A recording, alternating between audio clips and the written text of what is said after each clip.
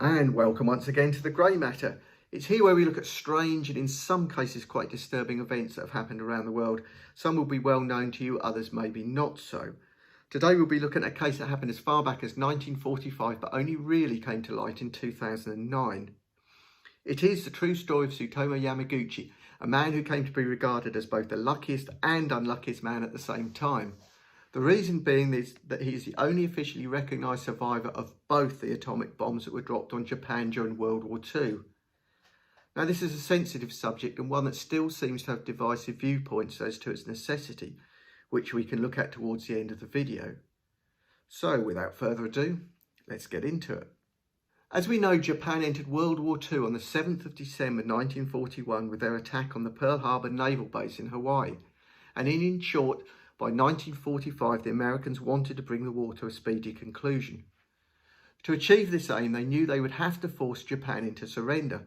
So under the directive of recently inaugurated President Harry Truman, they devised a method that had never been used before and thankfully has not been since. They would fly over selected cities of Japan and drop uranium and plutonium-fueled atomic bombs on them. It was August the 6th, 1945, and at 8:15 a.m, a 29-year-old naval engineer by the name of Tsutomu Yamaguchi was preparing to leave the Japanese city of Hiroshima behind him.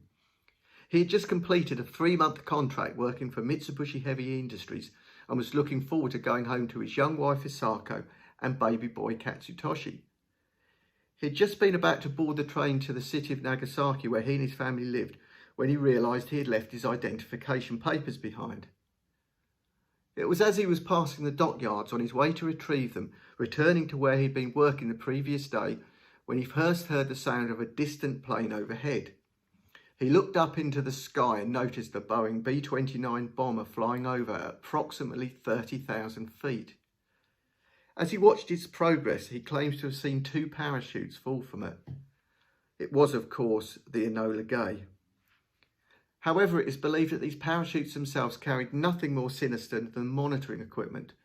But then came the bomb itself. Christened Little Boy and filled with 64 kilograms of highly enriched uranium-235, it took just 44 seconds to fall, detonating approximately 2,000 feet above the city centre. Yamaguchi remembers seeing a huge flash of white light before being spun around and thrown off his feet. The blast was immense, wiping out a square mile of the once beautiful city, killing around 65 to 70,000 people in the process. At ground zero, anything remotely flammable immediately just burst into flames. Here I'd like to point out that the recorded deaths vary from account to account and are estimates at best. And also there were many people that, although they might have survived the initial blast, would go on to die in the months ahead. When Yamaguchi came round, he found that not only had his eardrums been ruptured, but that his vision was temporarily impaired too. He also had severe radiation burns that would need instant medical treatment. The blast had kicked up enough dust to practically block out the morning sun, and from ground zero, a huge mushroom cloud was steadily rising from the ground, climbing high into the sky. After a while, he was able to make his way to a shelter, where he spent the rest of the day and the following night before heading to the station the next morning. It was a nightmare journey, a scene of total devastation, an apocalyptic landscape of small fires burning, destroyed buildings and dead bodies lining the streets.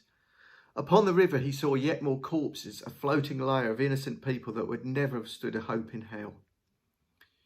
On reaching the station, Yamaguchi boarded a train full of burned and traumatised men, women and children and headed home to his family in Nagasaki. On the same day that the bomb was dropped, a statement was broadcast from the American president, including the chilling promise that unless Japan surrendered, they may expect a rain of ruin from the air, the like of which has never been seen on this earth. He spent the next day at home and, despite his wounds, turned up for work the following day, which was the 9th of August. So we're talking of 3 days after being in a nuclear blast, and this man is back at work. So there he is, and he's telling his supervisor about his ordeal in Hiroshima, and the supervisor doesn't believe his account of the damage there, even to the point of telling him he must be crazy. No single bomb could cause the level of destruction that Yamaguchi was describing. And it was at that moment that the second atomic bomb detonated itself, and once again Yamaguchi is less than 2 miles away. Again, he feels the impact of the blast and falls to the ground, but thankfully this time he isn't too badly hurt. Pulling himself to his feet, he immediately thinks about his family and returns home to find them sheltering near their partially destroyed house, thankfully relatively unscathed. In a strange twist of fate, they'd been out at the time buying ointment with which to treat Yamaguchi's burns that he had sustained in the first attack, an errand that had probably saved their lives. This time, the bomb had been the plutonium-239 fueled Fat Man, falling in around 43 seconds before detonation. Due to the pilot's view being impaired by the heavy cloud, the Boeing B-29 named Boxcar, unlike its predecessor the Enola Gay, was almost 2 miles off target when the bomb was released. Although possibly not as effective as the American military might have been intending, 35,000 to 40,000 citizens of Nagasaki died instantly, and again this is not an exact figure. In subsequent years, many others would follow them to their graves due to radiation burns and leukemia. 6 days later, on the 15th of August, Japan surrendered to the Allied forces, although the official signing wouldn't take place until the 2nd of September. After the war, Yamaguchi worked as a translator for the occupying Americans, followed by a spell as a high school teacher before returning to Mitsubishi to work once more as an oil tank designer. Around this time, he and Hisako added 2 daughters to the family. It was now well into the 1950s, and both he and his wife had the status of hibakusha, the recognised title of somebody that's had their lives affected by either of the nuclear blasts. He was never identified as having been in both attacks, only the second, and he kept it that way, choosing to adopt the positive view that whatever had happened, he had survived. He put the ordeal behind him and just got on with life, reasoning that every day he was alive was a bonus. Like many others in the cities of Hiroshima and Nagasaki, he and his family would be dogged with health problems over the years, with Tsutomu himself spending many years in bandages.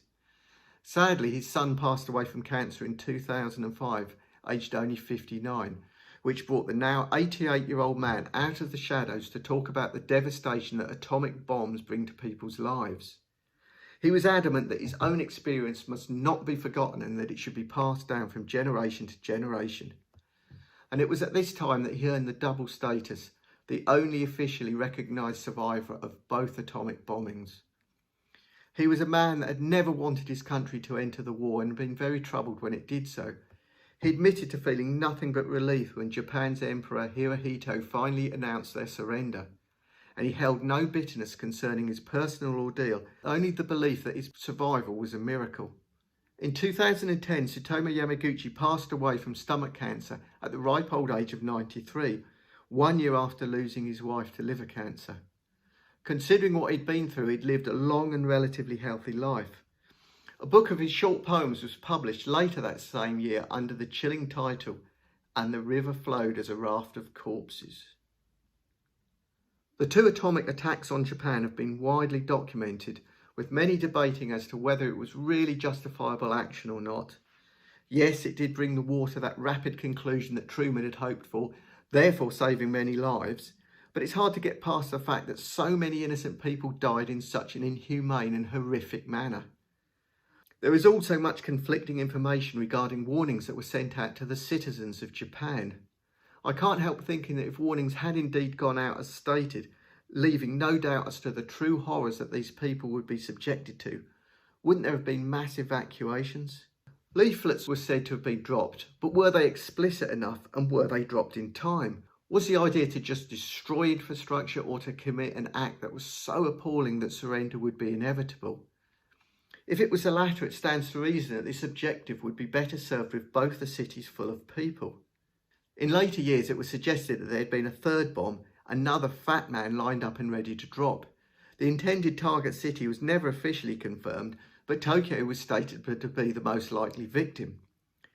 Thankfully, due to Japan's surrender, it remained at Los Alamos, supposedly out of harm's way, but that being said, it did manage to cause the deaths of 2 scientists working on it, at the same time gaining its own position in the history books, as well as the somewhat sinister name of the Demon Core. But that is another story. So once again, thank you for watching, and if you have enjoyed this video, please like, subscribe, share and comment, and please hit the bell for further notifications. See you soon.